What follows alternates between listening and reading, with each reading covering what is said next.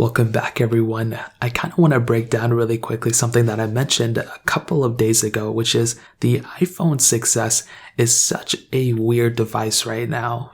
Just last year or even a year and a half ago, I was saying that this is one of the best priced iPhones you can pick up. Nowadays, I'm pretty much going against that. I think, I have been saying recently the iPhone 6s is the lowest iPhone I would recommend. I would not recommend buying an iPhone under the iPhone 6s, but the strange thing about the 6s is that it's such a good priced value and it's still getting support. And from my opinion, I think it's going to continue to get support even past iOS 14.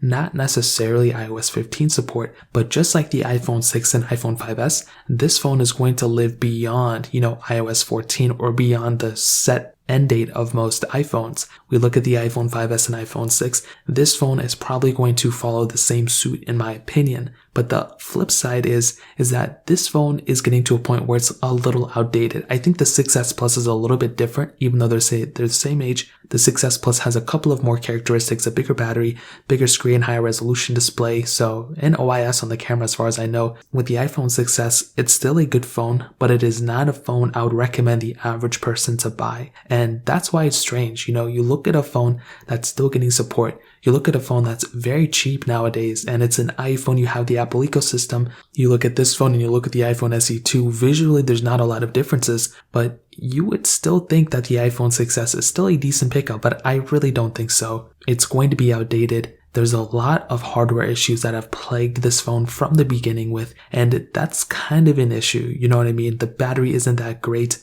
And this phone is pretty much on the, end of its life cycle. But again, on the flip side of why it's so weird is because this phone, you can really fix a majority of problems with this device. If you have a battery problem, if you have a camera problem, a display problem, you crack it, you can go ahead and fix those things. And that's one of the biggest, assets for getting a device like an iPhone 6s. You can relatively repair a majority of things wrong with this phone fairly easily and fairly cheap, which is a huge asset for this thing. On top of that, you get, the Apple ecosystem, you get the checkra jailbreak support, and you're still getting, support for a lot of 2015 phones, which is the year this phone came out with. This phone, is still getting support, which is so crazy. So I don't think this phone is a, bad phone. I think it brought a lot to the table. You're able to do 4K videos and all those things, but I just don't think it's worth buying as of this point. And that's why it's so weird. I mentioned this in my best cheapest iPhone video I made the other day. And,